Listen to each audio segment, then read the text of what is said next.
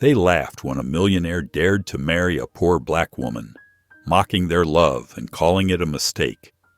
But what no one saw coming was how their bond would shatter expectations, turning mockery into envy.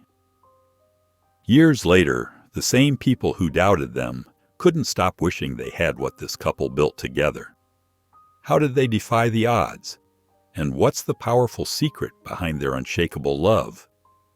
Before we get into the story, comment below where in the world you are watching from today. Marcus Wright, a lanky 12-year-old white boy with scruffy blonde hair and piercing blue eyes, sat quietly on a worn couch in their cramped apartment. Marcus watched Helen Wright, a 34-year-old woman with pale skin, tired green eyes, and a slim build hardened by years of labor, working late into the night sewing garments at the kitchen table, his mother's hands moving with practiced precision, guiding the fabric through the sewing machine. The steady hum of the machine filled their small living room, a sound as familiar to him as his own heartbeat. Their apartment, though tiny and cluttered with fabric scraps and sewing supplies, felt warm and safe in the soft glow of the table lamp. He pulled his knees up to his chest, his lanky frame barely fitting on the threadbare couch. The springs creaked beneath him as he shifted, trying to find a comfortable position. His school textbook lay forgotten on the coffee table. He couldn't focus on homework while watching his mother work so hard. Helen paused to rub her tired eyes, and Marcus noticed how the lamplight caught the silver strands starting to appear in her honey blonde hair. Dark circles shadowed her eyes, but her movements remained steady and determined. She had been taking on extra sewing work for weeks now, trying to save enough for Marcus's new school shoes. "Mom," Marcus said softly, "maybe I could help. I could learn to sew, too." Helen looked up, her green eyes softening as they met his blue ones. Despite her exhaustion, she managed a warm smile. "You focus on your studies, sweetheart. That's the most important thing right now." Marcus fidgeted with a loose thread on his worn t-shirt. "But you're always so tired." "This is temporary," Helen assured him, her fingers never stopping their work. "One day, you'll rise above this, Marcus." Her voice carried a quiet strength that made him sit up straighter. She spoke the words with such conviction that Marcus couldn't help but believe her. The ancient radiator in the corner clanked and sputtered, adding its voice to the nighttime symphony of their apartment. Outside, the city lights filtered through their thin curtains, casting shifting shadows on the walls. A siren wailed in the distance, but inside their small space, Marcus felt sheltered from the harsh world beyond. He watched as his mother threaded another needle, her movements quick and precise despite the late hour. The pile of finished garments beside her grew slowly but steadily. Each stitch represented another small step toward keeping their heads above water. Another meal on the table, another bill paid on time. Exhaustion began to creep over him as the night grew later. His eyelids felt heavy, and the hum of the sewing machine became a lullaby. He stretched out on the couch, pulling the old Afghan around his shoulders. The familiar scent of fabric softener and his mother's perfume enveloped him. As sleep began to claim him, he heard his mother's voice, gentle but firm. "This won't last forever." The words floated through his drowsy mind, and in that moment, Marcus made a silent promise. He would make her proud. He would work as hard as she did. He would find a way to give her the life she deserved. His last conscious thought before drifting off was a solemn vow, unspoken but burning bright in his heart, to fulfill her dream of a better future. The autumn wind whipped through Marcus's thin jacket as he walked the bustling city streets after school. His stomach growled, a constant reminder that lunch had been nothing more than half a peanut butter sandwich. The second-hand clothes hung loose on his frame, jeans with patches at the knees, and a jacket that had seen better days. The scent of bacon and coffee drifted from Jake's diner, making his mouth water. Marcus hesitated at the window, watching people inside enjoying their warm meals. Through the glass, he could see the red vinyl booths and chrome fixtures gleaming under fluorescent lights. His hand instinctively went to his pocket, feeling the single quarter that was all he had. After several minutes of internal debate, Marcus pushed open the heavy glass door. The bell chimed overhead, and warm air enveloped him. He slid onto a stool at the counter, trying to make himself as small as possible. A 13-year-old waitress named Ava Green, a black girl with smooth brown skin and natural curls pulled into a loose puff, young girl about his age, approached from behind the counter. Her natural curls were pulled into a loose puff, and her brown skin glowed under the diner lights. She wore a blue uniform dress with a white apron, and her name tag read Ava. Her movements were confident as she navigated the space between counter and kitchen, but her eyes held a gentleness that made Marcus feel less out of place. "Can I get you something?" Ava asked, her voice kind and free of judgment as she noticed his worn clothes and uncertain demeanor. Marcus gripped his quarter tightly. Just water, please." Ava filled a glass and set it before him, then glanced around the nearly empty diner. The lunch rush had ended, and only a few regulars remained in the booths. She disappeared into the kitchen for a moment, and Marcus could hear her speaking quietly with someone. When she returned, she carried a plate loaded with scrambled eggs, bacon, and toast. Steam rose from the food as she placed it in front of him. "These were extras," she said simply, sliding him some silverware wrapped in a paper napkin. "They'll just go to waste otherwise." Marcus stared at the plate, his hunger warring with his pride. "I can't," he started to say. "It's okay," Ava assured him, her smile genuine and warm. "Everyone needs help sometimes." She busied herself wiping down the counter, giving him space to eat without feeling watched. The first bite of eggs nearly brought tears to his eyes. They were still hot and perfectly seasoned. The bacon was crispy, and the toast had real butter melting into it. Marcus ate slowly, savoring each bite, aware that Ava was protecting his dignity by pretending to be absorbed in her work. When he finished, he pulled out his quarter, but Ava shook her head. "Like I said, it was just going to waste." She collected his empty plate, then added in a softer voice, "You can come back tomorrow if you're hungry. We always have extras after the lunch rush." Marcus felt warmth spread through his chest that had nothing to do with the food. "Thank you," he said quietly, meaning it more than she could know. The simple kindness of this girl, who asked nothing in return and offered help without making him feel ashamed, planted a seed of gratitude deep within him. Marcus quietly opened the apartment door early the next morning, trying not to let it creak. The familiar scent of cheap coffee filled their small kitchen, where his mother sat at the scratched wooden table. Helen's hands wrapped around a chipped blue mug, her fingers red and swollen from operating machinery at the factory. The morning light streaming through the dusty window highlighted the dark circles under her eyes and the premature lines etched around her mouth. Her factory uniform was already on, the faded blue material hanging loose on her thin frame. "Morning, Mom," Marcus said softly, setting his backpack down. Helen looked up with a tired smile. "Good morning, sweetheart." Her voice was hoarse from the overnight shift. She took another sip of coffee, wincing slightly as the hot liquid touched her blistered hands. Marcus opened their nearly empty refrigerator and pulled out the milk carton. There was just enough for one bowl of generic cereal. He watched his mother from the corner of his eye as he poured his breakfast, noting how she massaged her wrists when she thought he wasn't looking. "The factory's giving extra shifts next week," Helen mentioned, trying to sound casual. "That'll help with the electric bill." Marcus stirred his cereal, his appetite diminishing. "Maybe I could get a paper route or something after school," he offered. "No." Helen's voice was firm despite her exhaustion. "Your job is to study. Education is your way out, Marcus. Don't worry about money. That's my responsibility." He noticed fresh bandages on her fingers where the machinery had caught her skin.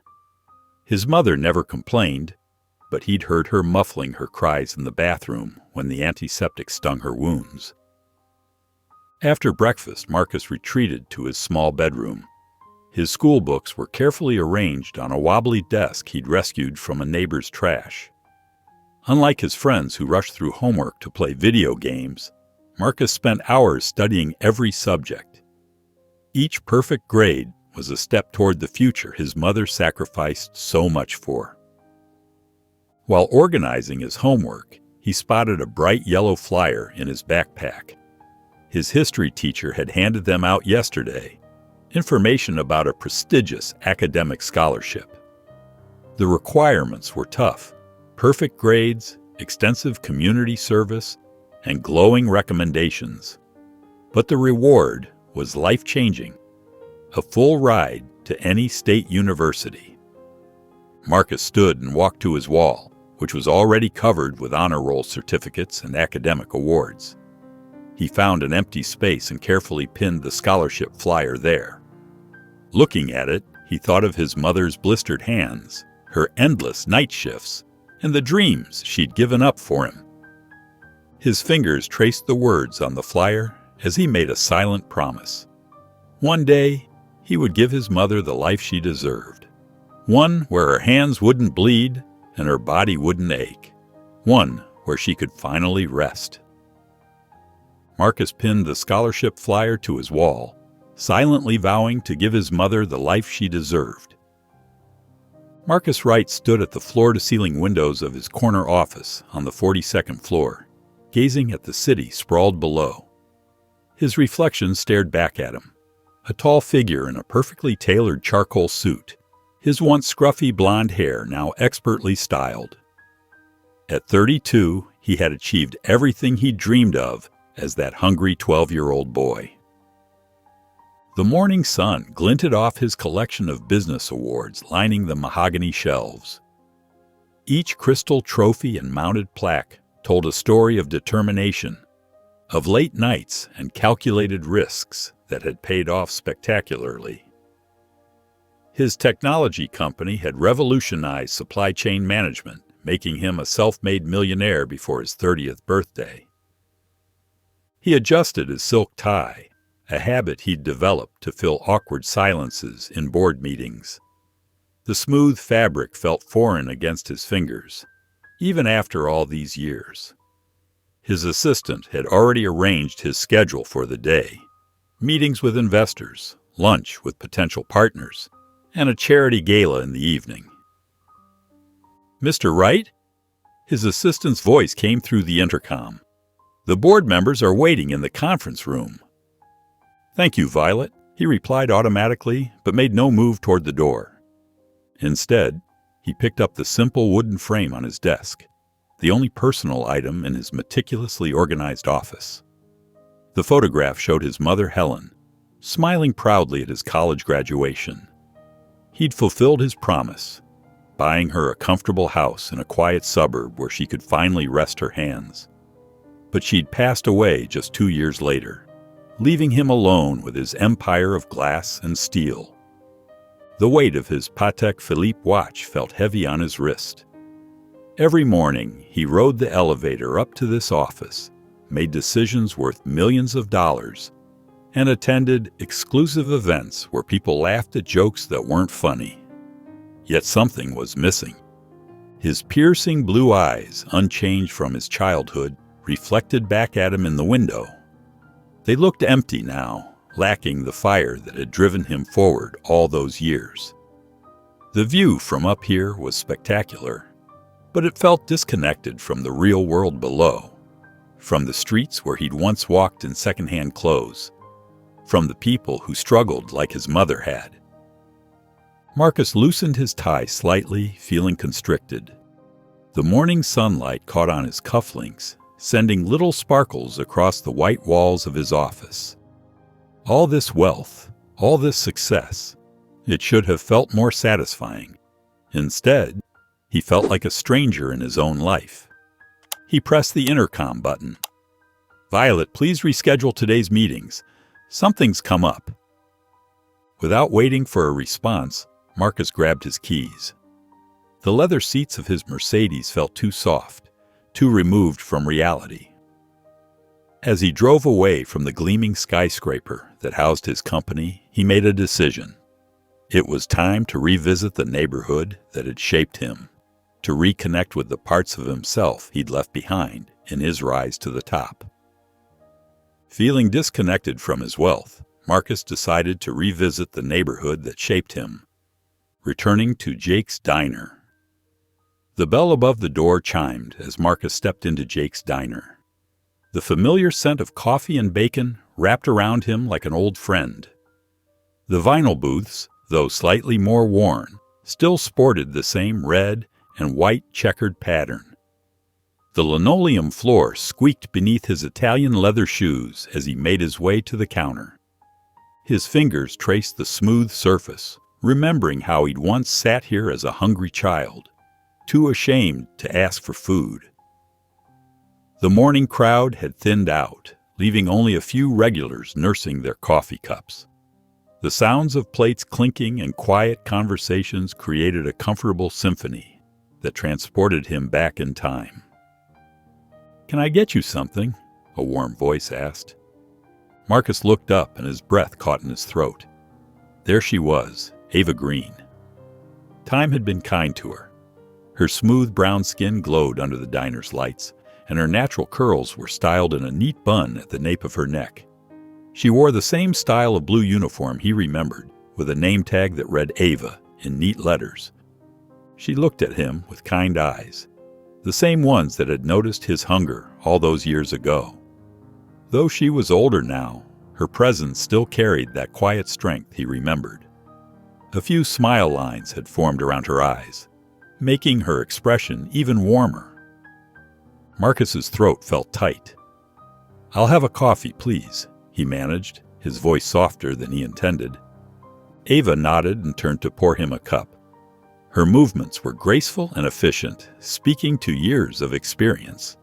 As she placed the steaming mug before him, their eyes met again. "You probably don't remember me," Marcus began, his heart pounding against his crisp white shirt. "But about 15 years ago, you helped a hungry kid who couldn't afford to buy anything." Ava paused, studying his face. Recognition slowly dawned in her eyes, and her hand flew to her mouth. "The boy with the blue eyes," she whispered. "You used to come in after school." Marcus nodded, emotion making it hard to speak. "You gave me leftover plates of food. You never made me feel ashamed about it." "Marcus," she said, his name coming back to her. "Marcus Wright." He sat up straighter, surprised she remembered his name. "Yes. I've wanted to thank you for a long time. That kindness, it meant more than you could know." Ava smiled, her eyes sparkling with recognition. Ava wiped her hands on her apron and leaned against the counter, her warm brown eyes fixed on Marcus. "I remember those days clearly," she said softly. "You always sat in that corner booth, trying to make yourself invisible." Marcus nodded, his fingers wrapped around the warm coffee mug. "I was so ashamed back then, but you never made me feel like I was less than anyone else." "No child should go hungry," Ava said firmly, her voice carrying the same gentle strength it had all those years ago. "My mama taught me that we rise by lifting others." The morning sun streamed through the diner's windows, casting a warm glow across the worn countertop. A few other customers called out their goodbyes as they left, the bell chiming with each departure. "You don't understand," Marcus continued, his blue eyes intense with emotion. "Those meals weren't just food. They gave me hope, showed me that kindness existed in the world when everything felt dark." Ava shook her head, a modest smile playing on her lips. "I was just doing what anyone should. It wasn't anything special." Marcus set his coffee cup down with purpose. "But it was special, Ava. That kindness, it stayed with me through every struggle, every achievement. When I felt like giving up, I remembered that someone once believed I deserved better. "You did deserve better," Ava said quietly, refilling his cup without being asked. "Everyone does." The aroma of fresh coffee swirled between them as Marcus straightened his shoulders, his expression determined. "I want to repay that kindness," he said, his voice thick with emotion. "Let me help you the way you helped me." Ava's gentle laugh filled the space between them. "That's not how kindness works," she said, brushing off his offer with a warm smile. "You don't owe me anything, Marcus, right?" Over the next few weeks, Marcus became a regular at Jake's diner. He'd arrive just before the morning rush, sliding into what had become his usual booth by the window. The familiar scent of coffee and bacon wrapped around him like an old friend. During the quiet moments between customers, Ava would stop by his table. Her stories came out gradually, piece by piece, like a puzzle slowly taking shape. She'd share little details while refilling his coffee or clearing nearby tables. "Mama's good days are getting fewer," she mentioned one morning, her voice steady despite the worry in her eyes. "The medical bills keep piling up, but she still tries to help with my younger siblings when she can." Marcus learned about Tommy, Ava's 16-year-old brother, who dreamed of college but worked part-time at a local grocery store instead. And Sarah, just 14, who stayed up late to help with housework after finishing her homework. "Sarah's got such a bright mind," Ava said proudly, straightening the salt shakers. "She wants to be a doctor someday. I keep telling her to focus on her studies, but she insists on helping around the house." One rainy Tuesday morning, Ava arrived at work with dark circles under her eyes. Her usual warm smile seemed strained. "Mama had a rough night," she explained, when Marcus asked if she was okay. "The new medication makes her dizzy, but we can't afford to try different ones right now." Through these conversations, Marcus began to see the full picture of Ava's life. She worked double shifts at the diner, picked up extra weekend hours, and still somehow managed to attend community college classes 2 evenings a week. Her grace under pressure reminded him of his own mother's quiet strength. "You know what keeps me going?" Ava said one day, pausing by his table. "Seeing Mama smile when I bring home Violet's straight-A report card, or watching Tommy practice his college application essays. Those moments make everything worth it." Marcus watched as she moved between tables, her genuine warmth touching everyone she served. Even when dealing with difficult customers, she maintained her dignity and kindness. She was carrying the same weight he'd watched his mother bear years ago, but somehow made it look effortless. The similarity struck him deeply. Here was someone else's Helen Wright, working herself to exhaustion for her family's future. But unlike his mother, who'd had to face their struggles alone, Ava didn't have to carry this burden by herself. As he observed her quiet strength day after day, Marcus felt a growing resolve. He recognized in Ava the same resilience he'd seen in his mother, the determination to create a better life for her family, no matter the personal cost. Her grace in handling these challenges only strengthened his admiration. One morning, watching Ava expertly balance a tray while comforting an elderly regular who'd recently lost his wife, Marcus made his decision. He would find a way to help her, just as she had once helped him. The weight of her family's struggles didn't have to rest solely on her shoulders. He understood now that his success wasn't just about proving something to the world. It was about using it to make a difference. Seeing Ava's unwavering dedication to her family cemented his resolve to help her, though he knew he'd have to approach it carefully, respecting her dignity and independence. The autumn evening wrapped around Marcus and Ava as they strolled through Jefferson Park. Streetlights cast a gentle glow on the path ahead, and fallen leaves crunched softly beneath their feet. Marcus had suggested the walk after Ava's shift, and to his delight, she had agreed. "It's peaceful here," Ava said, pulling her worn jacket closer against the slight chill. Her natural curls caught the golden light, creating a soft halo effect that made Marcus's heart skip. As they walked, Marcus found himself opening up about things he rarely shared with anyone. "You know, people think having money solves everything," he said, his voice quiet, but heavy with emotion. "But most of my relationships feel empty." Ava listened attentively as he continued. "The women I've dated, they're always more interested in what I can buy them than who I am. The same goes for the people who call themselves my friends." They paused near an old oak tree, its branches spreading wide above them.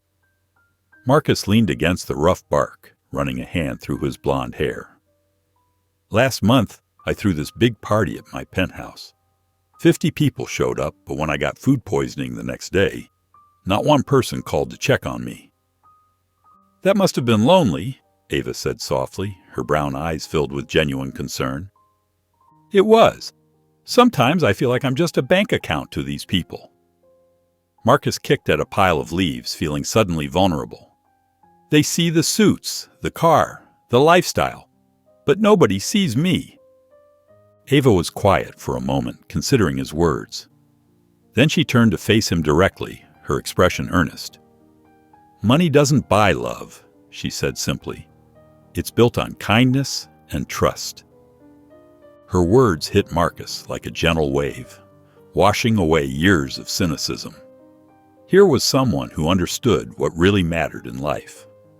While others chased status and wealth, Ava remained grounded in genuine values.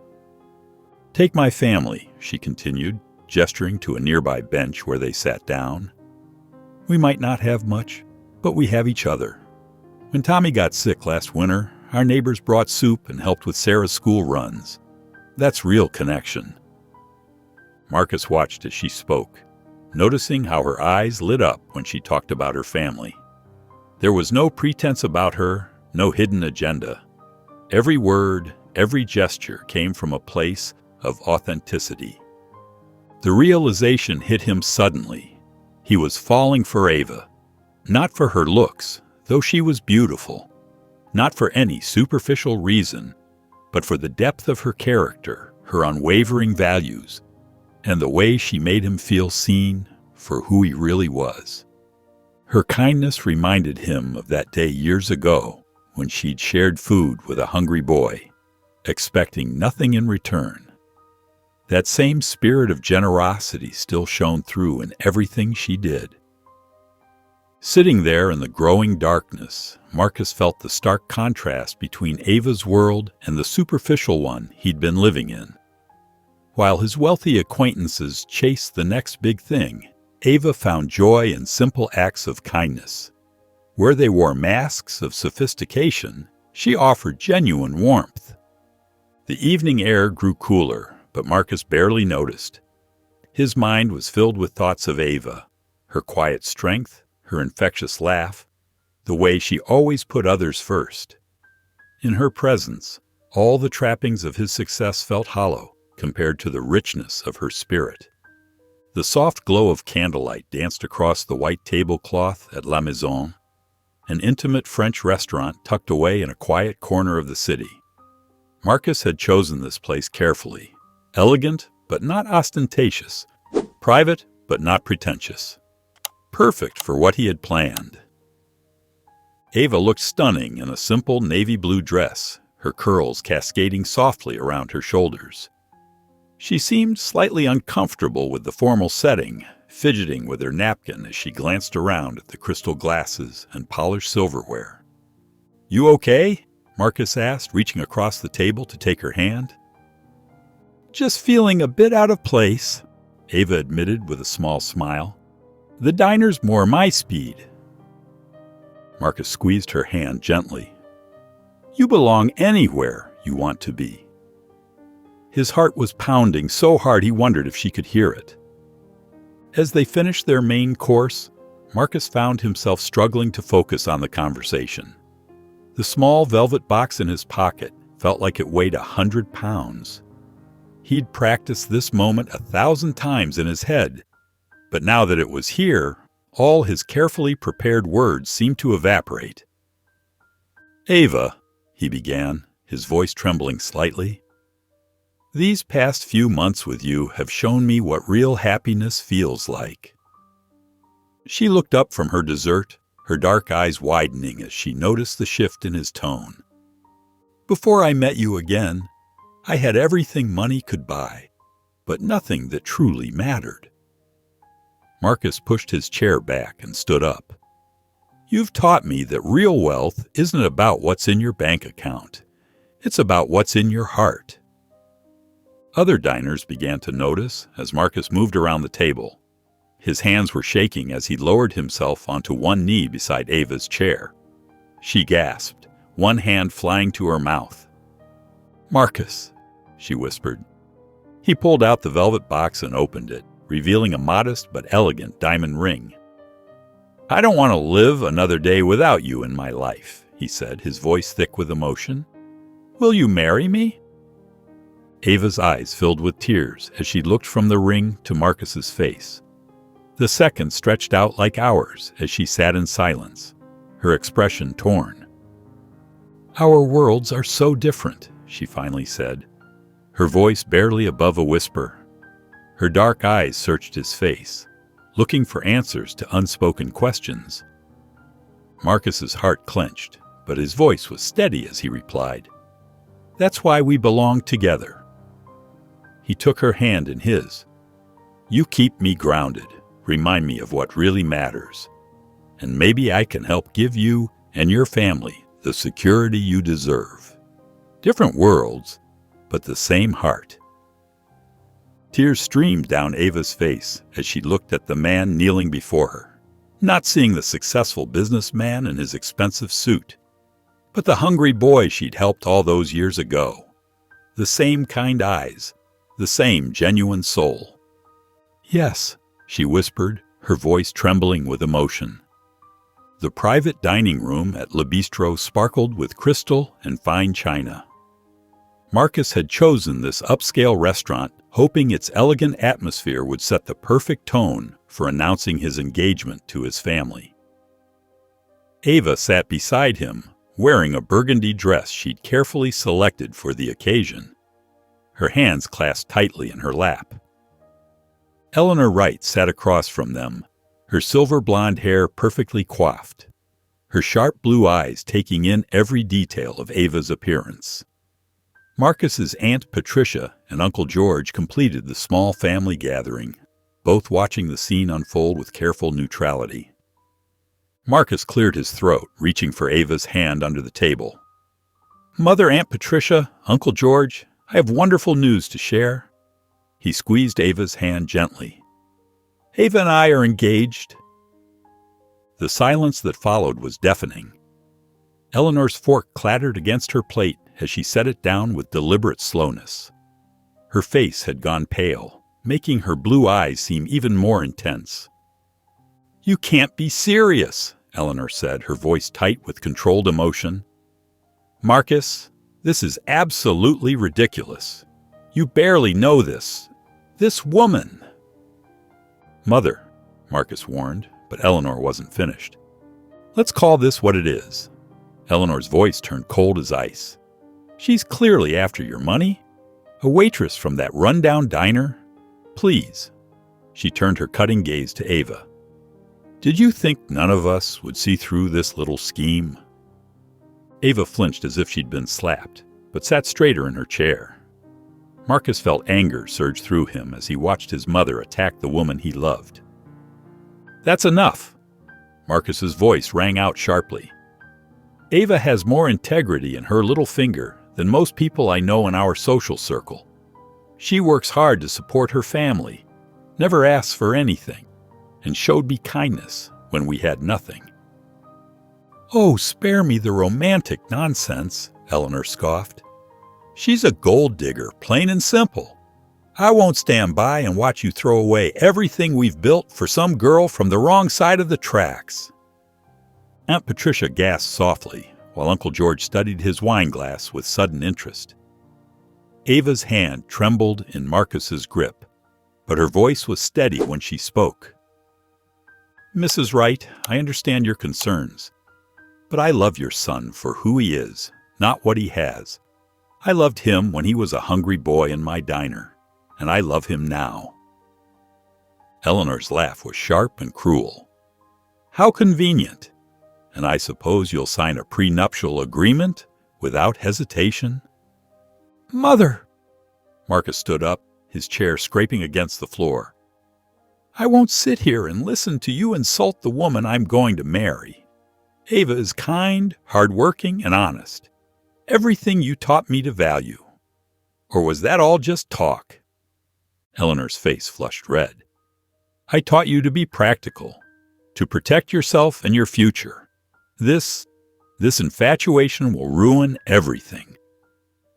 Ava stood up slowly, her dignity intact, despite the tears threatening to spill from her eyes. "I should go," she said quietly. "No," Marcus said firmly, taking her hand. "We're leaving together." He looked at his mother with disappointment.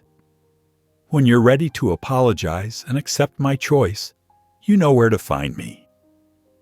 As they walked toward the door, Eleanor called out, "Marcus, if you leave with her now, don't expect my blessing." They stepped out into the cool evening air, and Ava finally let her tears fall. Marcus pulled her close, his heart aching for the pain his mother had caused. "I'm so sorry," he whispered against her hair. "This isn't how I wanted tonight to go." Ava pulled back slightly, wiping her eyes. Despite her tears, there was strength in her gaze as she looked up at him. "We'll face this together," she said firmly.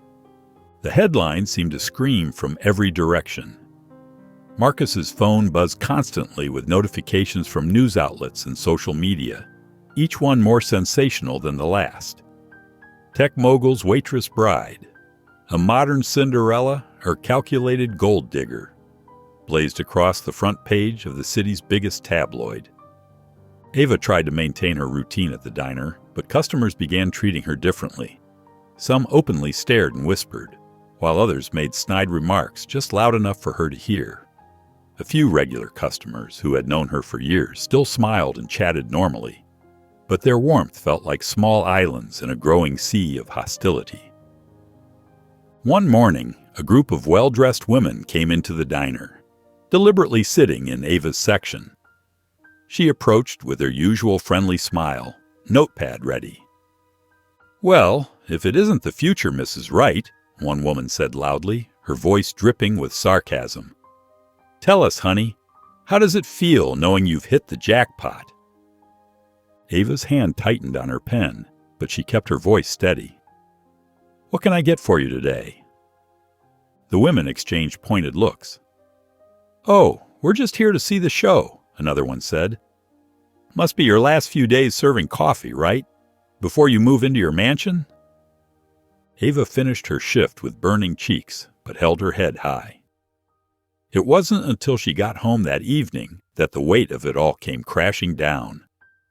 Sitting at her small kitchen table, she made the mistake of checking her phone. The comments section under an online article about their engagement was filled with venom. "Gold digger alert!" She probably planned this from the moment she met him. What kind of successful man marries a waitress? She must be really good at something. Ugh, this is why you can't trust people like her. The words blurred as tears filled Ava's eyes. She scrolled through comment after cruel comment, each one cutting deeper than the last. Some attacked her character, others her background, and many made assumptions about her intentions that couldn't be further from the truth. That's how Marcus found her when he arrived, hunched over her phone, shoulders shaking with quiet sobs. He immediately rushed to her side, gently taking the phone from her trembling hands. Hey," he said softly, pulling her into his arms. "Don't read that garbage." "They're saying such horrible things," Ava whispered, her voice breaking. "They don't even know me. But they've decided I'm this terrible person who's just using you. Marcus held her tighter as she continued to cry. They don't define us, he said firmly, stroking her back. These people hiding behind keyboards, making assumptions about our love. They don't know anything about what we have. Ava pressed her face into his chest, drawing comfort from his steady heartbeat. But what if this never stops? What if they never accept us? The fallout from their engagement spread like wildfire through both their families. Eleanor Wright's social circle, once a tight-knit network of wealthy families, began excluding her from their gatherings. The whispers reached her ears through longtime friends who now acted as reluctant messengers. You need to talk some sense into your son, her cousin Margaret had said during their last conversation. This association will destroy everything our family has built. Eleanor's response had been cold and final. If Marcus insists on this mistake, he's no longer welcome at family functions. The words had come out sharp and brittle, like breaking glass. Meanwhile, in Ava's neighborhood, the atmosphere grew increasingly hostile. Her younger siblings felt it first at school. Her sister Maya came home in tears after overhearing other students talking about how her family was using Marcus Wright's money. The neighbors, who had once been friendly and supportive during Lisa Green's illness, now crossed the street to avoid speaking with them. Some even stopped bringing their cars to the small repair shop where Ava's brother worked part-time. One evening, Lisa found hateful notes stuffed in their mailbox. She quietly removed them before her children could see, but her hands shook as she threw them away. The crude messages accused her of raising her daughter to prey on wealthy men. At church, where the Green family had always found solace, whispers followed them down the aisles. "Did you hear?" they'd say. "Lisa's girl got herself a rich man. Guess we know how she's planning to support the family now." Ava sat at her mother's kitchen table, her shoulders slumped under the weight of it all. "Maybe they're right, Mama," she whispered. "Maybe I'm being selfish, bringing all this trouble to our family." Lisa Green looked at her daughter, noting the dark circles under her eyes and the worry lines that hadn't been there a month ago. She reached across the table and took Ava's hands in hers. "Baby girl, look at me," Lisa said, her voice gentle but firm. "Remember when you were 12 and I got so sick we couldn't pay the bills? You didn't complain once about taking that job at Jake's. You just did what needed to be done." Ava squeezed her mother's hands, tears welling in her eyes. "And when Maya needed braces," Lisa continued, "you picked up extra shifts without anyone asking. When James needed money for his college application fees, you figured it out. You've always been strong, Ava." Lisa reached up and wiped a tear from her daughter's cheek. "These people throwing stones, they don't know your heart. They don't know how you've carried this family with grace and love. You found something real with Marcus. Don't let them break you." Ava's lip trembled as she absorbed her mother's words. Lisa pulled her daughter close, letting her cry quietly against her shoulder. "You've always been strong, Ava," she repeated softly. "Don't let them break you." The lawsuit hit like a bombshell. Marcus was in a meeting when his phone buzzed incessantly. His assistant knocked on the glass door of the conference room, her face pale. He excused himself, heart pounding as he walked to his office. "It's urgent, Mr. Wright," she said, handing him a thick envelope. He tore it open, eyes scanning the legal jargon. Susan Coleman, his ex-girlfriend, was accusing Ava of marrying him under false pretenses to defraud him. The lawsuit claimed Ava had manipulated Marcus for his wealth and influence.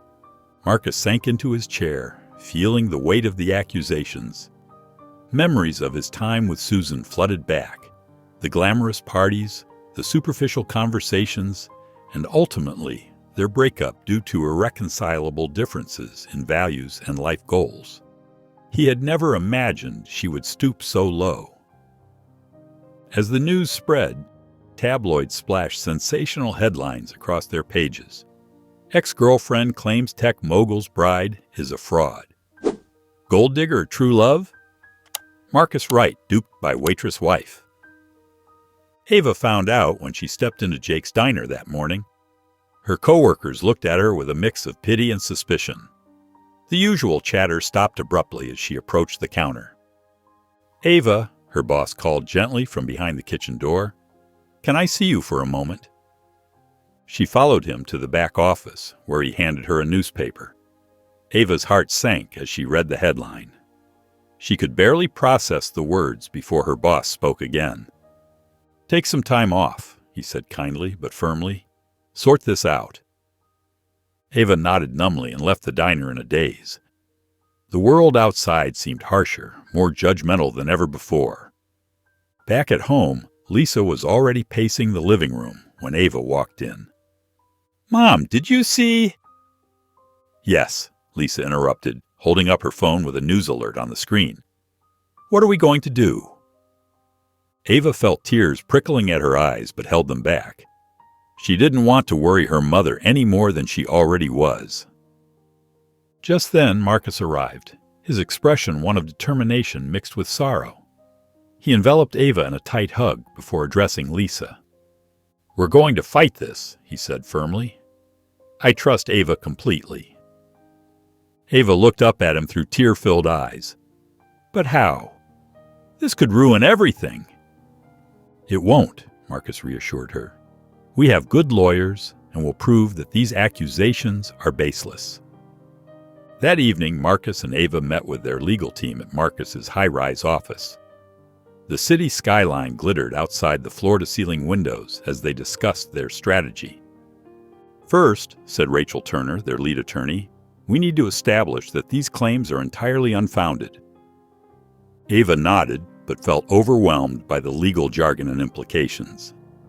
"Second," Rachel continued, "we'll gather evidence to discredit Susan's motives and highlight her history with Marcus." Marcus squeezed Ava's hand under the table. "We'll get through this together." As days turned into weeks, the scrutiny intensified. Paparazzi camped outside their apartment building and followed them everywhere they went. Neighbors gossiped openly about Ava being a gold digger or worse. Despite everything, Marcus stood by Ava's side unwaveringly. He publicly defended her character in interviews and on social media platforms. "Love is built on kindness and trust," he posted one evening after another, grueling day of legal meetings and public appearances. "I trust Ava with all my heart." But not everyone was convinced so easily. The media frenzy continued unabated as new twists and turns emerged in Susan's lawsuit. One particularly difficult morning found Ava at her wit's end when another batch of tabloids arrived filled with malicious speculation about her past life and intentions toward Marcus. "How much more can we take?" she cried out loud while clutching one tabloid cover that screamed, "Waitress Scandal." Marcus took both her hands into his own tenderly, but resolutely whispered yet again, "We'll fight this together. I trust you completely." The legal battle with Susan Coleman dragged on for months, each day bringing new challenges and heartaches. Marcus watched helplessly as business partners withdrew from deals, citing concerns about his judgment and stability. His company's stock price took a hit, and board members whispered about replacing him. Ava felt the weight of it all crushing down on her. She couldn't walk down the street without seeing someone pointing or whispering. Her phone buzzed constantly with notifications from social media, filled with cruel comments and accusations. Even Marcus's closest friends began to distance themselves. David Chen, his college roommate and longtime business partner, pulled Marcus aside after a tense board meeting. "Look, Marcus," David said, shifting uncomfortably, "maybe you should consider settling this quietly. The company can't take much more negative publicity." Marcus's jaw tightened. "You too? I thought you knew me better than that." The legal fees mounted as their attorneys worked tirelessly to fight Susan's claims. Marcus didn't care about the money, but he saw how each new development affected Ava. She grew quieter, her usual warm smile appearing less frequently. One evening, after another draining day in court, they sat in their living room in silence. The city lights twinkled outside their window, but inside, the atmosphere was heavy with unspoken words. Ava watched Marcus reviewing legal documents, noting the dark circles under his eyes and the way his shoulders slumped with exhaustion. Her heart ached seeing him like this, so different from the confident businessman she'd fallen in love with. "Marcus," she said softly, her voice trembling slightly, "we need to talk." He looked up, setting aside the papers. "What's wrong?" "Everything," Ava replied, wringing her hands. "Your company is suffering. Your friends don't trust your judgment anymore. The media won't leave us alone."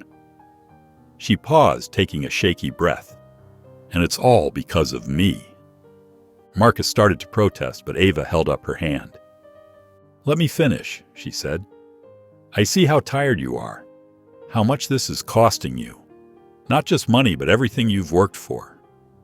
Tears welled up in her eyes as she asked the question that had been haunting her. "Do you regret this?" Marcus's blue eyes locked with hers, showing the same unwavering determination she'd first seen in them all those years ago at Jake's diner. Without hesitation, he answered firmly, "Never." The courthouse buzzed with tension as Susan Coleman's legal team presented their case. The late attorney, a sharp-faced man in an expensive suit, stood before the judge with a stack of papers in his hands. "Your Honor, we have evidence that Ms. Green deliberately orchestrated her meetings with Mr. Wright," he announced, his voice dripping with manufactured concern. "These text messages show her plotting to position herself at the diner during times when successful businessmen typically visited." Ava's hands trembled in her lap as she listened to the lies. The messages were complete fabrications. She'd worked whatever shifts Jake assigned her, nothing more.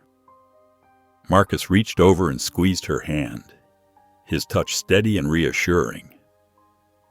The attorney continued, projecting enlarged images of the supposed text messages onto a screen. "As you can see, Ms. Green wrote to her friend, and I quote, 'Rich guys always come in during lunch. I'll make my move then.'" Tears stung Ava's eyes. She'd never written those words, never even thought them. The date stamp on the messages was from years before she'd reunited with Marcus. She'd been working double shifts then, trying to help pay for her mother's medical bills. "Furthermore," the attorney pressed on, "we have witness statements from former coworkers claiming Ms. Green frequently discussed her plans to land a wealthy husband." Marcus's jaw clenched as he watched Ava's composure crack. She'd always carried herself with such dignity, but now her shoulders shook with suppressed sobs. The whispers from the gallery grew louder, and several reporters scribbled furiously in their notebooks. During a brief recess, Ava fled to the bathroom, her legs barely carrying her there. She gripped the cold porcelain sink, staring at her reflection in the mirror. Her carefully applied makeup had smudged, and her eyes were red from fighting back tears. The door opened, and Susan Coleman walked in, her designer heels clicking against the tile floor. Their eyes met in the mirror, and Susan's painted lips curved into a smirk. "You should have known your place," Susan said coldly. "People like you don't belong in Marcus's world." Ava straightened her spine, remembering her mother's words about staying strong. She turned to face Susan directly. "You're wrong," she said quietly. "Love doesn't care about social class or bank accounts."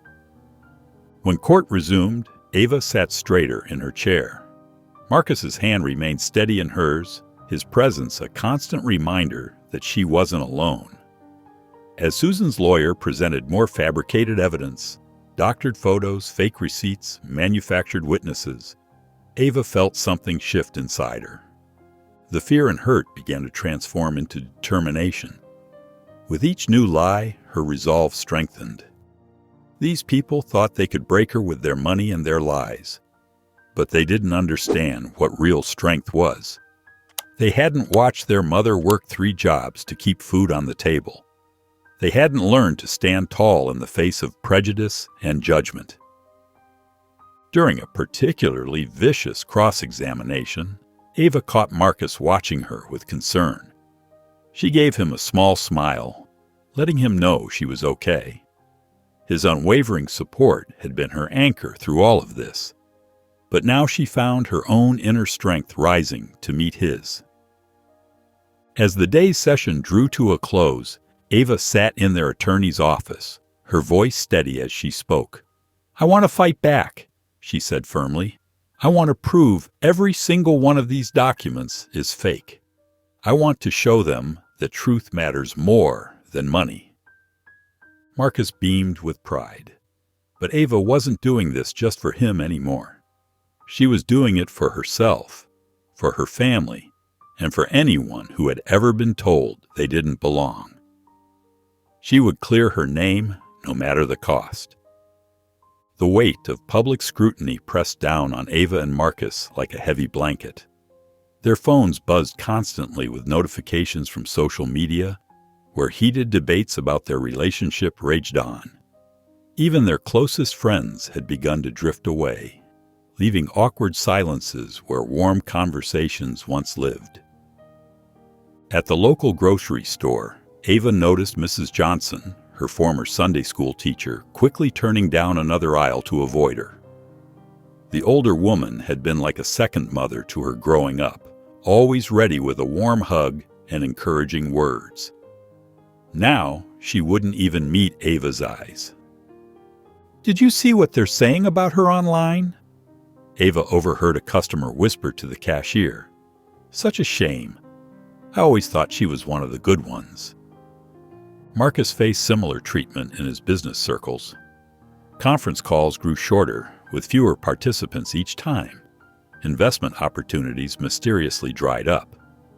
His assistant quietly informed him that 3 board members had requested emergency meetings to discuss concerns about company leadership.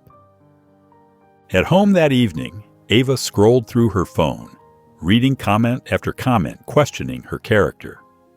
Some called her a gold digger, others suggested she had somehow tricked Marcus.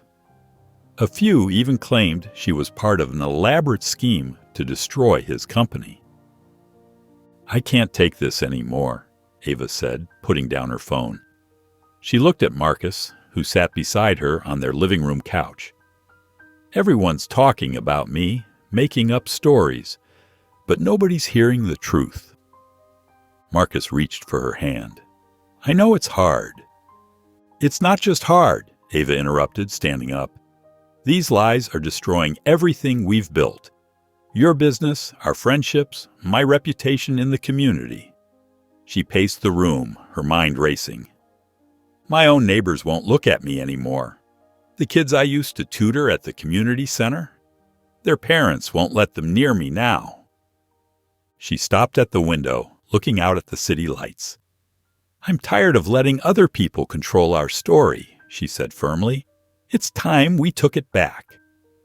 Marcus watched her, recognizing the determination in her stance. "What are you thinking?"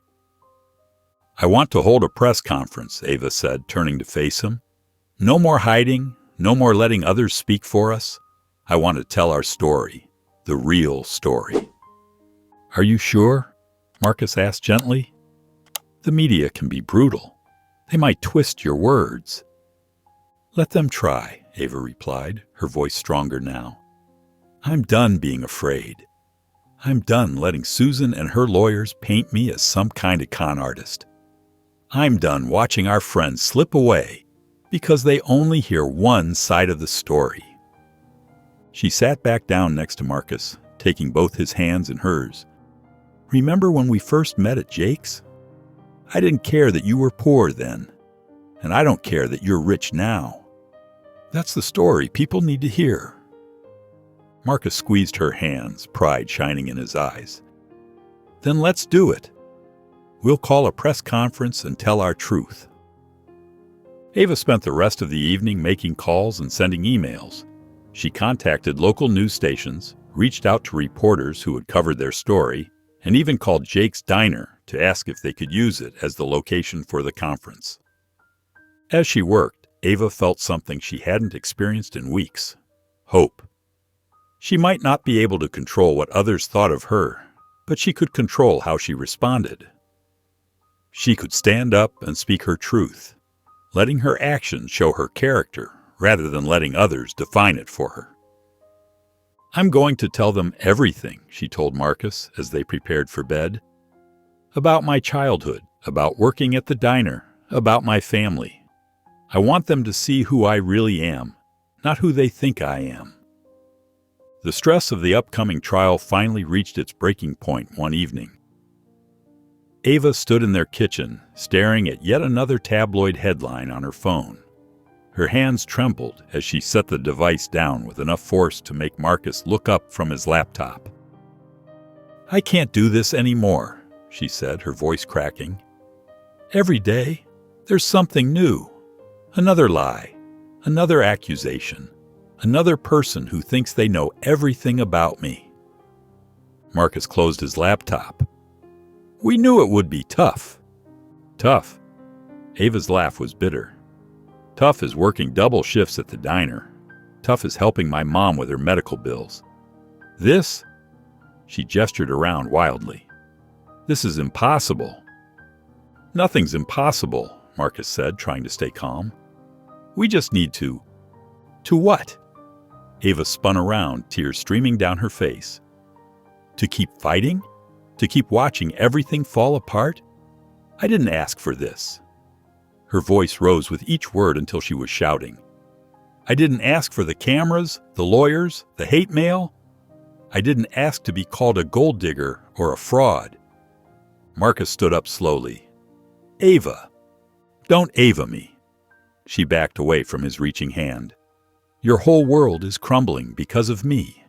Your business, your family, your reputation, all gone because you chose to love me." "Stop it," Marcus said firmly. "You're not responsible for other people's prejudices." "Aren't I?" Ava's voice dropped to a whisper. "Maybe everyone's right.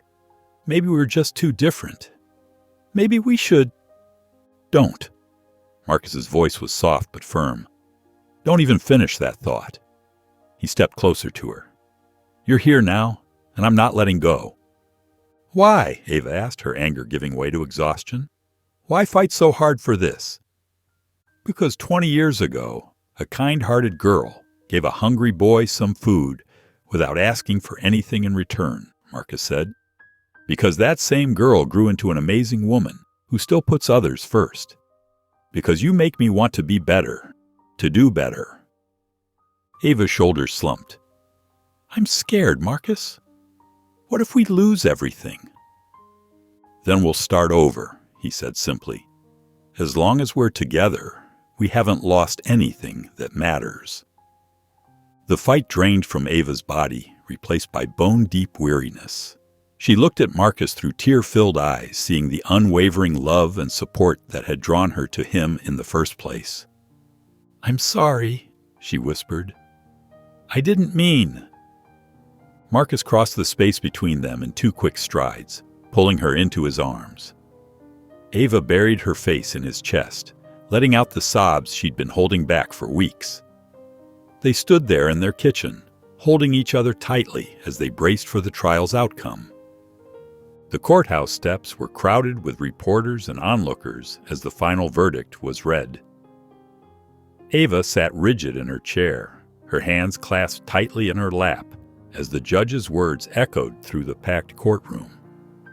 In the matter of Coleman versus Greenwright, this court finds no merit to the plaintiff's claims. Furthermore, evidence has been presented that proves these allegations were fabricated with malicious intent. Ava's eyes filled with tears as she felt Marcus squeeze her hand. The judge continued, her voice stern as she addressed Susan Coleman directly. "Ms. Coleman, this court takes a very dim view of perjury and the filing of false claims, you will be referred to the district attorney's office for possible criminal charges." Susan's face turned pale as she slumped in her chair. Her lawyers exchanged worried glances, gathering their papers quickly. The judge's gavel struck with finality. "This case is dismissed with prejudice. Court is adjourned." The courtroom erupted in murmurs as Ava turned to Marcus, her whole body trembling. "It's over?" she whispered, hardly daring to believe it. "It's over," Marcus confirmed, pulling her into a tight embrace. "You did it, love. You stood strong." Their lawyer, Patricia Chen, approached with a broad smile. "Congratulations, both of you. The judge's ruling was absolutely clear. There's no room for appeal. Your name is completely cleared, Ava." Outside the courthouse, reporters surged forward, microphones thrust toward them. Camera flashes lit up the stone steps like lightning. Questions flew from all directions. "Mrs. Greenwright, how do you feel about the verdict?" "Mr. Wright, will you pursue countercharges?" "What do you say to those who doubted your relationship?" Marcus raised his hand for silence, his other arm wrapped protectively around Ava's waist. His voice carried clearly across the crowd. "My wife has endured months of baseless accusations and cruel speculation. Today, the truth prevailed. Ava is exactly who she's always been, a kind, honest, hard-working woman who makes me better every day." Ava looked up at him, her heart swelling with love and gratitude. Marcus met her gaze, his blue eyes intense with emotion. Without hesitation, he pulled her close and kissed her deeply, right there on the courthouse steps. The cameras went wild, flashing frantically to capture the moment. When they finally parted, Marcus turned back to the reporters, his voice firm and proud. "This is my wife, and I'm proud of her." The declaration rang out across the courthouse steps, clear and unashamed. Ava's eyes shone with happy tears as she pressed closer to Marcus's side, feeling truly free for the first time in months. The grand ballroom of the Westbrook Hotel buzzed with anticipation. Reporters and cameras filled every available space as Ava and Marcus took their places behind the podium. The morning light streamed through tall windows, catching the determination in Ava's eyes. Noah Owen, CEO of rival tech company Owen Industries, stepped forward first. His usual confident demeanor was replaced by genuine humility as he adjusted the microphone. "I want to publicly apologize to both Ava and Marcus Greenwright," Noah began, his voice carrying across the hushed room. "I was among those who jumped to unfair conclusions. I let prejudice cloud my judgment, and in doing so, I contributed to the hurt this remarkable couple endured." Several other business leaders and social figures followed, each offering their own apologies. Some had written scathing opinion pieces, others had pulled investments from Marcus's company, and a few had spread harmful rumors about Ava's character. When it was Ava's turn to speak, she stood tall, her natural curls framing her face elegantly. Marcus squeezed her hand once before she stepped up to the microphone. "Thank you all for coming today," Ava began, her voice clear and steady. "These past months have taught me much about human nature, both its capacity for cruelty and its potential for growth." She paused, her gaze sweeping across the room. "To those who have apologized today, I hear your words. But forgiveness is earned through actions, not words. Show me, show us all, that you've learned from this experience. Show it in how you treat others who are different from you. Show it in how you challenge your own assumptions." The room fell completely silent, hanging on her every word. Even the most seasoned reporters stopped typing, captivated by her presence. "What happened to me wasn't just about me," Ava continued.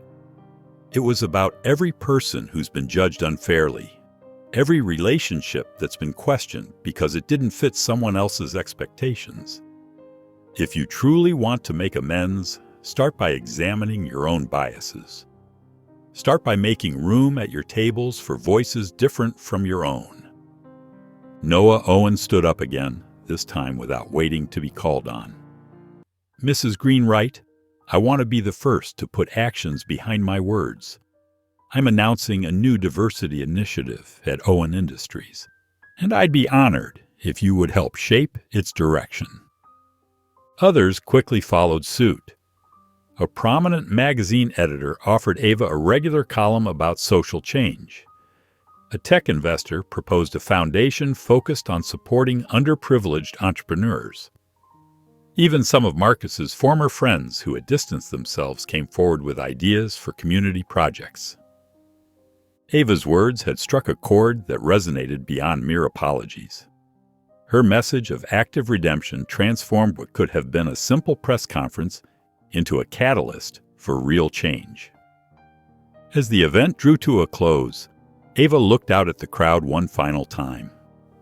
"Thank you for listening," she said softly. "Now let's get to work." Her words hung in the air, inspiring even her harshest critics to nod in agreement, ready to support her vision of a more inclusive future. In the days following the press conference, support for Ava's vision continued to grow. Margaret Chen, a longtime family friend of the Wrights, who had initially kept her distance during the controversy, arrived at Ava's newly established foundation office with both an apology and a substantial check.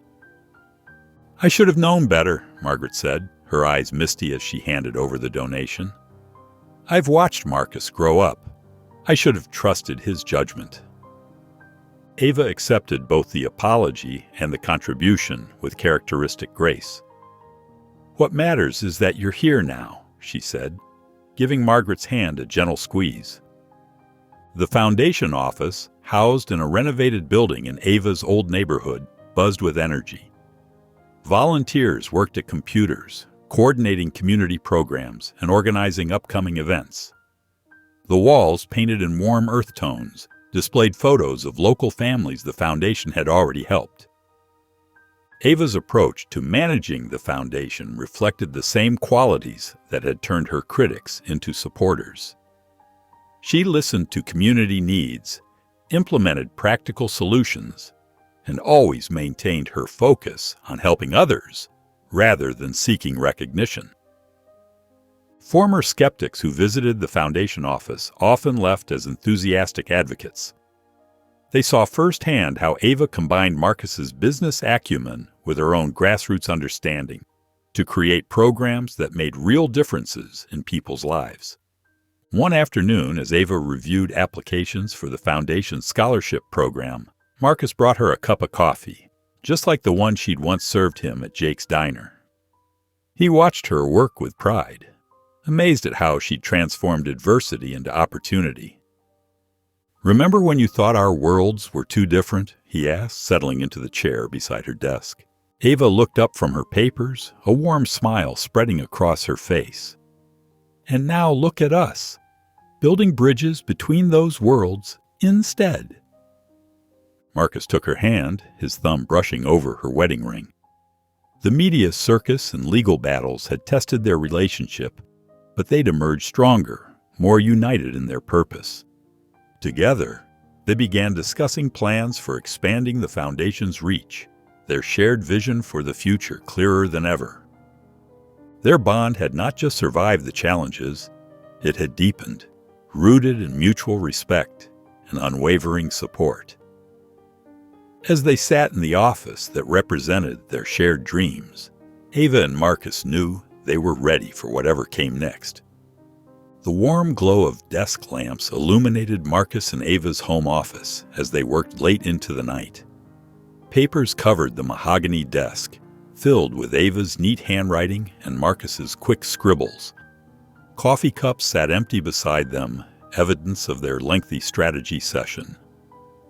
"Your company needs to show its heart," Ava said, tapping her pen against a notepad. "People connect with authenticity, not just profit margins." Marcus nodded, his tie loosened and sleeves rolled up.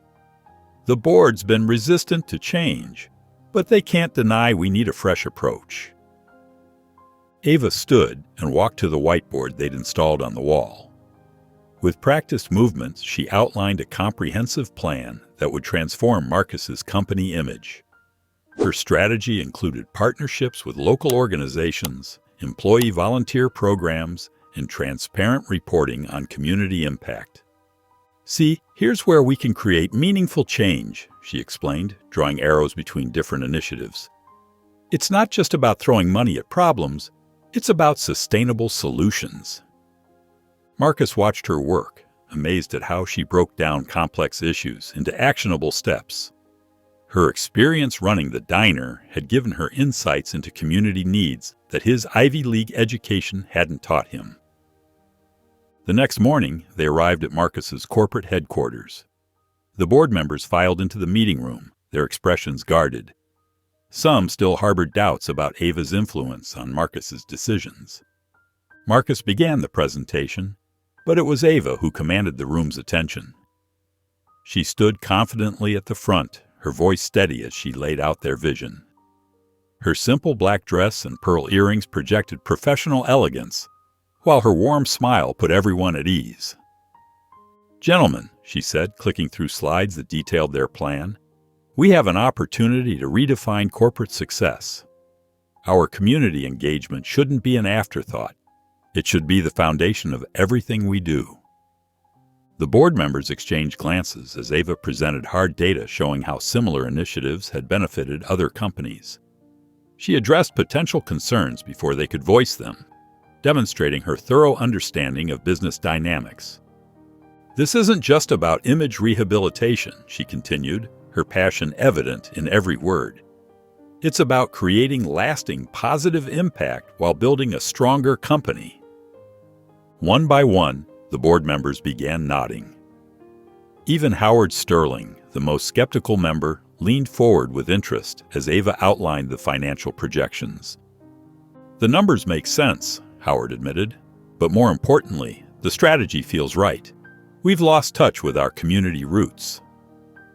As questions arose, Ava handled them with grace and intelligence. She didn't shy away from challenging points, instead using them to strengthen her arguments.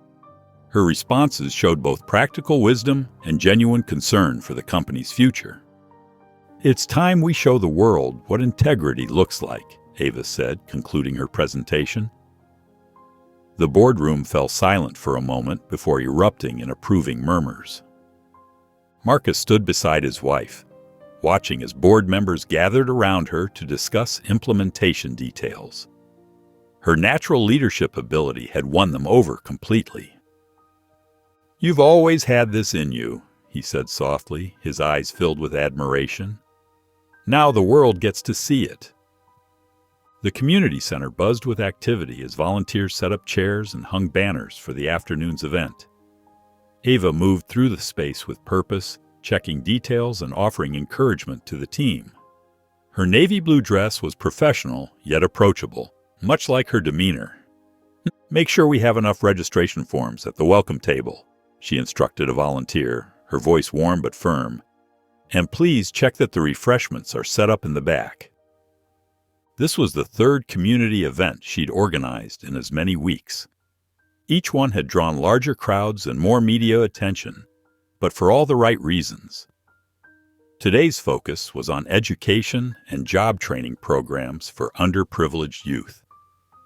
As people began filing in, Ava noticed several familiar faces from Marcus's business circles, including some who had previously doubted her. They sat near the front, their expressions curious rather than judgmental. Marcus stood at the back of the room, letting Ava take center stage. He watched as she approached the podium, her presence immediately commanding attention. The room fell silent. "Welcome, everyone," Ava began, her voice clear and steady. "I stand before you not just as Marcus Wright's wife, but as someone who grew up in these very streets. Someone who knows firsthand the challenges our community faces." She shared stories from her time working at Jake's Diner, connecting them to the larger issues of opportunity and education. Her words painted pictures of struggle, but also of hope and resilience. When I served coffee and cleared tables, I saw countless young people with dreams bigger than their circumstances, she continued. Today, through these programs, we're building bridges to help those dreams become reality. In the audience, Charles Bennett, one of Marcus's most vocal critics, leaned over to his colleague. "She's not just his wife. She's his partner in every sense," he whispered, genuine admiration in his tone. Ava outlined their initiatives with precision and passion. She spoke about apprenticeship programs, scholarship opportunities, and mentorship networks. The audience hung on every word, many taking notes and nodding in agreement. After her speech, people crowded around Ava, eager to get involved. Business leaders who had once shunned her now offered partnerships and support. She handled each conversation with grace, never showing a hint of resentment for their past behavior. As the event wound down, Marcus watched Ava say goodbye to the last few attendees. Her natural ability to connect with people, regardless of their background, had transformed what could have been a simple charity event into something meaningful and lasting. Later that evening, in the quiet of their home, Marcus took Ava's hands in his. "You've turned the tide," he said softly, his blue eyes filled with pride and gratitude. Ava smiled, squeezing his hands gently. "We did it together," she replied. The sleek conference room on the 42nd floor of Wright Technologies buzzed with nervous energy.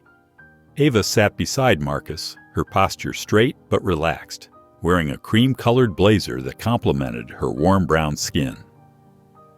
Across the polished mahogany table sat James Peterson, CEO of Peterson Industries, who had pulled his company's substantial investment during the height of the scandal. James barely acknowledged Ava's presence, directing his attention solely to Marcus.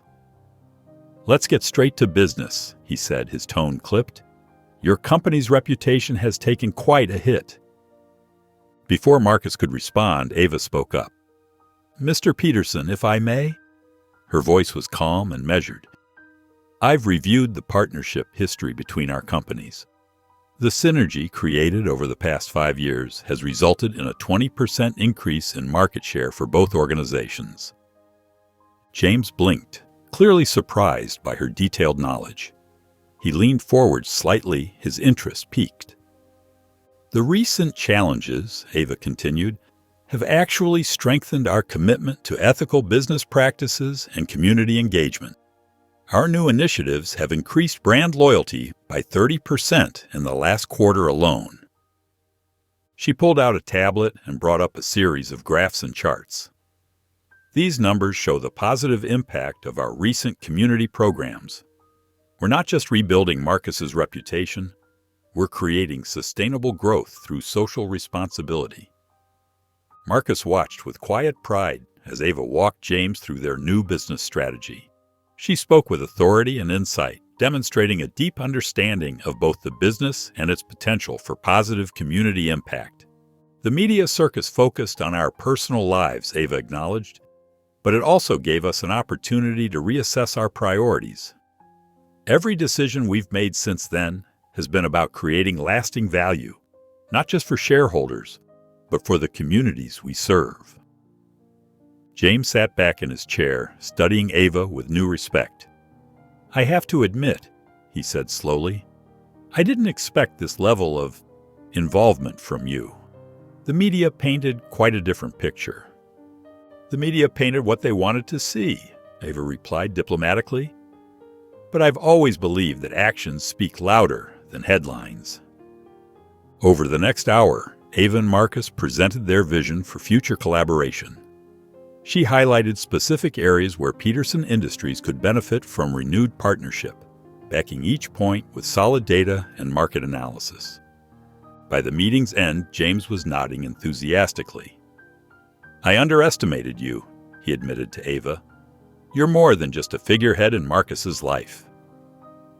As they walked out of the meeting, Marcus squeezed Ava's hand. "You keep proving everyone wrong," he said, his blue eyes full of pride. The bright studio lights cast a warm glow as Marcus and Ava settled into their seats across from Diana Chen, one of the most respected journalists in the country. The interview set was understated but elegant, with comfortable leather chairs arranged in an intimate semicircle. Diana leaned forward, her expression professional but friendly. "Thank you both for being here today. Let's start at the beginning. How did you two meet?" Marcus smiled, his blue eyes softening as he glanced at Ava. "It was at Jake's Diner. I was 12, hungry, and couldn't afford a meal. Ava showed me kindness when I needed it most." "That small act of kindness stayed with him," Ava added, her hand resting lightly on Marcus's arm. "When he came back years later, he remembered." Diana nodded thoughtfully. "But your relationship faced significant opposition. How did you handle the accusations that you were after Marcus's money?" Ava's posture remained poised, her voice steady. "Those accusations were built on prejudice and lies. The truth has always been on our side. I had my own life, my own dreams, and was supporting my family long before Marcus came back into my life." "Our relationship is built on shared values," Marcus interjected firmly. "Ava taught me that true success isn't measured by wealth. It's measured by how you treat others and the impact you make on your community." Diana pressed further. "The lawsuit must have been particularly difficult. How did you maintain your composure through such public scrutiny?" "By staying true to ourselves," Ava replied, her warm brown eyes meeting the camera directly. "We knew who we were as individuals and as a couple. No amount of false accusations could change that." The interview continued, touching on their philanthropic work and future plans. Ava spoke passionately about their community initiatives, while Marcus detailed how her influence had transformed his approach to business. "What would you say to those who doubted you?" Diana asked as the interview drew to a close. "I would say that judgment without understanding hurts us all," Ava responded calmly. "Change begins when we look past our preconceptions and see people for who they truly are." When the segment aired that evening, social media exploded with positive responses. Viewers praised Ava's grace under pressure and her articulate responses. Comments flooded in. "She's nothing like what the tabloids portrayed. So intelligent and composed. The way they look at each other, that's real love. We misjudged her completely. What an inspiring woman." The hashtag Ava and Marcus trended nationwide, with thousands sharing their own stories of overcoming prejudice and finding love across social barriers. Public opinion had shifted dramatically, with many former critics openly admitting their initial assumptions had been wrong. The sleek conference room at Wright Technologies buzzed with anticipation as Ava stood before the board members, her presentation materials neatly arranged. Her dark curls were pulled back in a professional bun, and she wore a navy blazer that reflected her newfound confidence in these corporate settings. "We have an opportunity to make a real difference," Ava began, her voice clear and passionate. "The Youth Empowerment Initiative will provide internships and scholarships to talented students from underprivileged backgrounds." She clicked through slides showing detailed plans and projected outcomes. Many of these kids are like Marcus was, full of potential but lacking opportunities. We can change that. The board members leaned forward, engaged by her presentation. Even Thomas Richardson, known for his skepticism, nodded approvingly as Ava outlined the program structure. "Each participant will be paired with a mentor from our executive team," she explained. "They'll gain real-world experience while pursuing their education. We're not just offering handouts, we're investing in future leaders." Marcus watched from the corner, his blue eyes shining with pride as Ava fielded questions with ease. When she finished, the board voted unanimously to approve the initiative. The launch event took place in the company's newly renovated community center. Local news crews captured footage as 20 selected students, dressed in their best outfits, sat nervously in the front row. Their families filled the seats behind them, faces glowing with pride. Marcus took the podium first, adjusting his tie. This program represents everything we stand for at Wright Technologies, but I can't take credit for it. He gestured to Ava. This was Ava's vision, and I'm proud to stand behind it. Ava stepped forward, her heart full as she faced the audience. Each of you, she addressed the students directly, has something unique to offer. This program isn't charity, it's an investment in your potential. She introduced each student individually, sharing their dreams and achievements. There was Michael, who taught himself coding while working 2 jobs to help his single mother. Sarah, who started a tutoring program in her housing complex. James, who built computers from salvaged parts to help his neighbors access technology. The media coverage was immediate and positive. Wright Technologies sets new standard for corporate responsibility, one headline read. From diner to boardroom, Ava Wright's vision transforms lives, declared another. As the students stepped forward to receive their welcome packets, Ava stood beside Marcus, watching their dreams begin to take shape. One young girl, reminiscent of Ava's younger self, wiped away tears as she accepted her scholarship certificate. "This is what we can do together," she whispered to Marcus. Edward Sinclair adjusted his designer tie as he strode into Wright Technologies Community Center. His polished appearance and confident demeanor couldn't mask the skepticism in his eyes. As CEO of Sinclair Industries, he'd been one of Marcus's fiercest competitors and had openly questioned Ava's influence on Wright Technologies. The center hummed with activity. Students huddled around computer stations, while mentors guided them through coding exercises. The walls displayed photos of program participants and their success stories. Edward watched as Ava moved through the room, stopping to chat with each student. She knelt beside a young girl struggling with a programming problem, explaining the concept with patience and clarity. The girl's face lit up with understanding, and she threw her arms around Ava in a spontaneous hug.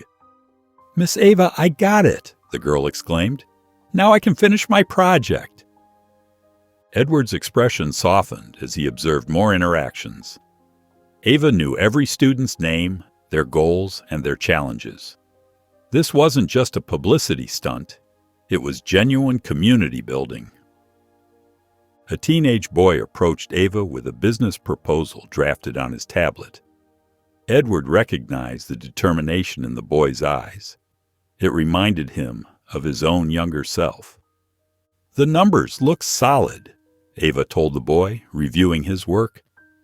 "But have you considered how this could benefit your neighborhood?"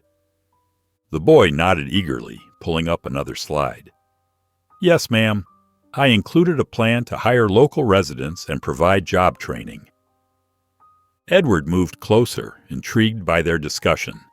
He noticed how Ava didn't simply praise the boy's work. She challenged him to think deeper, to consider the community impact. After the session ended, Edward approached Ava as she gathered her materials.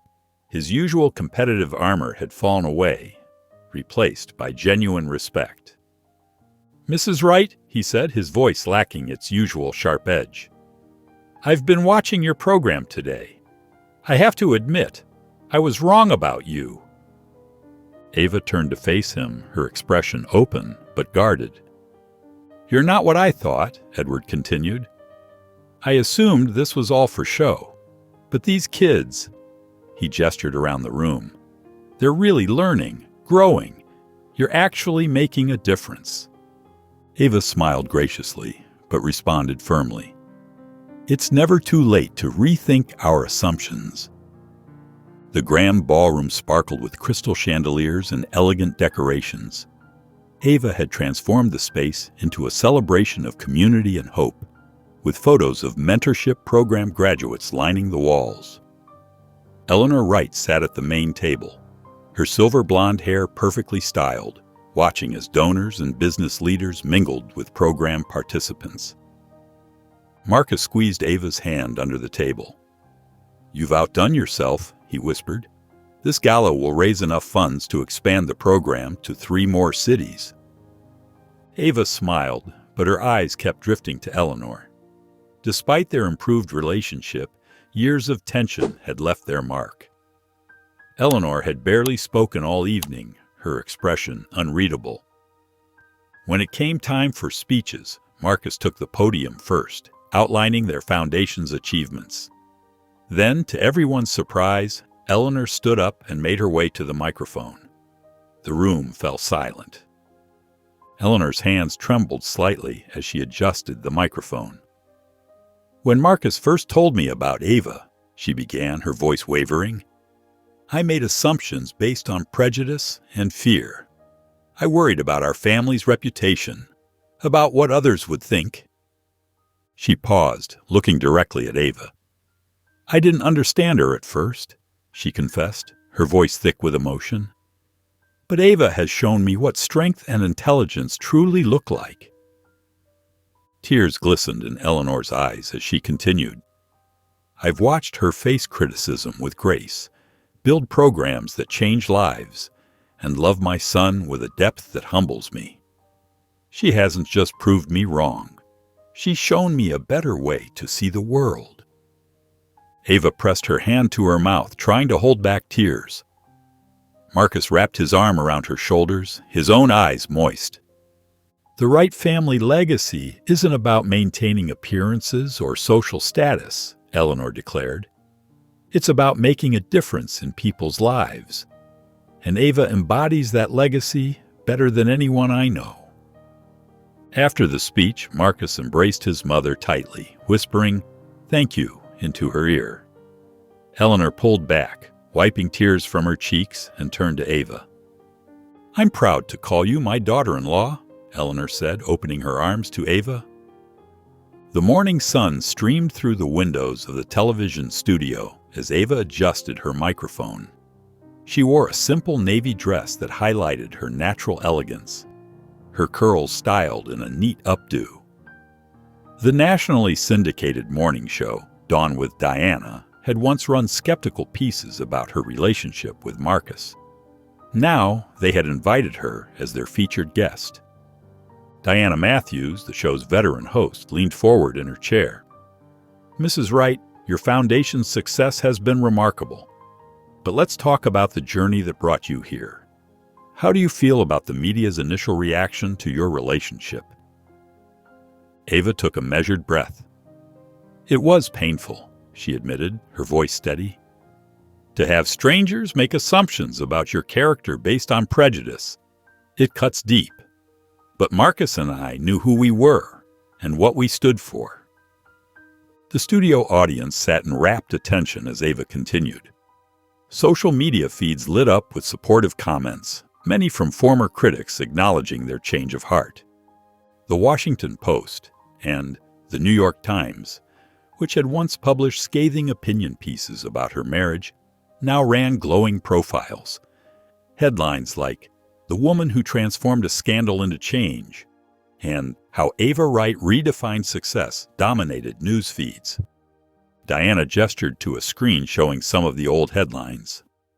"What would you say to those who judge you so harshly?" Ava's dark eyes reflected both compassion and conviction. "We all make mistakes in how we judge others," she said, her words resonating through the studio. "What matters is how we learn and grow from them." The camera panned across the audience, capturing tears and nodding heads. Online forums that had once been filled with criticism now overflowed with messages of support and admiration. A caller from Michigan choked up as she spoke. "I shared those horrible memes about you," she confessed. "I was wrong, and I'm so sorry." Viewers across the country took to social media, admitting their errors in judgment. "I let prejudice cloud my vision," wrote one influential blogger. "Ava Wright has shown us what real character looks like." As the interview concluded, Diana turned to the camera. Sometimes it takes extraordinary circumstances to reveal extraordinary people. Ava Wright, thank you for showing us the power of dignity and perseverance. The grand ballroom of the Ritz-Carlton sparkled with crystal chandeliers and elegant table settings. Business leaders from across the country gathered for the annual Innovation Excellence Awards, one of the most prestigious events in the corporate world. Marcus sat at the main table, his tailored tuxedo immaculate, while Ava wore a flowing emerald gown that complemented her smooth brown skin. The CEO of the awards committee approached the podium. This year's Lifetime Achievement Award goes to Marcus Wright for his revolutionary contributions to sustainable technology and corporate responsibility. As applause filled the room, Marcus squeezed Ava's hand and made his way to the stage. Instead of stepping behind the podium alone, he turned and extended his hand toward Ava. Surprised murmurs rippled through the crowd as she gracefully joined him. "Thank you for this honor," Marcus began, his voice clear and strong. "But I wouldn't be standing here without the remarkable woman beside me." He looked at Ava, his blue eyes filled with pride. "My wife isn't just my partner in life. She's been the driving force behind our company's transformation." The crowd listened intently as Marcus continued. "When others doubted us, Ava's strength never wavered. When our reputation was under attack, her wisdom guided us forward. The mentorship program that's changing young lives, that was her vision. The community initiatives that have rebuilt neighborhoods, those came from her heart." Ava stood tall beside him, her eyes glistening with emotion. The same business elite who had once whispered cruel gossip about her now watched with newfound respect. "This award isn't just mine," Marcus declared, his voice filled with conviction. "It belongs to my wife, whose intelligence and resilience have inspired me every step of the way. Ava taught me that true success isn't measured by profit margins. It's measured by the lives we touch and the changes we create." Several executives who had previously snubbed Ava at corporate events now leaned forward in their seats, clearly moved by Marcus's words. Even Richard Sterling, a notoriously critical industry veteran, was nodding in agreement. Marcus turned to face Ava directly. "You never gave up on us, even when the world seemed determined to tear us down. You showed me what real courage looks like. This award, like everything else we've achieved, is as much yours as it is mine." The audience rose to their feet in applause, their respect for Ava finally cemented. 5 years after the award ceremony, Marcus and Ava stood in the gleaming lobby of the Wright Community Center. Sunlight streamed through floor-to-ceiling windows, illuminating the space where hundreds of lives had been transformed. Children's artwork decorated the walls, and the sound of laughter echoed from nearby classrooms. A group of teenagers huddled around computers in the technology lab, part of the center's coding program. In the adjacent room, adults attended job training workshops. The medical clinic downstairs had already served thousands of families who couldn't afford health care elsewhere. Marcus watched a young girl excitedly show her mother a perfect math test score. The sight reminded him of his own childhood struggles, of doing homework by candlelight when they couldn't pay the electric bill. Now, because of their center, children like her had a safe place to study and dream. Ava smiled as she noticed Mrs. Johnson, a grandmother who had learned to read through their adult literacy program, helping younger students with their books. The woman caught Ava's eye and waved warmly. Just last month, Mrs. Johnson had proudly announced she'd been promoted at work thanks to her new skills. "Remember when they said we'd never last?" Marcus asked softly, his hand finding Ava's. "That we were too different?" "Or when they claimed I was just after your money," Ava replied, shaking her head at the memory. The painful headlines and cruel whispers seemed distant now, like storms long past. "People doubted us," Marcus said, his voice firm with conviction. "But we proved them wrong." Ava squeezed his hand, watching a former mentorship student lead a group tour. The young woman had just graduated college and returned to work at the center. Not because of wealth or power, Ava replied, but because we believed in each other. They walked together to the rooftop garden, another of Ava's initiatives that provided fresh produce for local families. The setting sun painted the sky in brilliant shades of orange and pink, casting a warm glow over the city skyline. Below them, people streamed in and out of the center, each carrying their own stories of hope and transformation. Marcus pulled Ava close, remembering the day she'd first shown him kindness in that small diner. Who could have known that a plate of leftover food would lead to this moment? Their love had weathered every storm, grown stronger through every challenge, and built something greater than themselves. Our story isn't just about us anymore, Ava said softly, watching the sun sink lower on the horizon. It's about every person who walks through those doors believing they can change their life. As they held hands, watching the sun set over the city, they knew their love and partnership had created a legacy that would inspire generations to come. If you enjoyed the story of Marcus Wright, I handpicked this next story that you will enjoy. Please don't miss this one. Click here to watch it.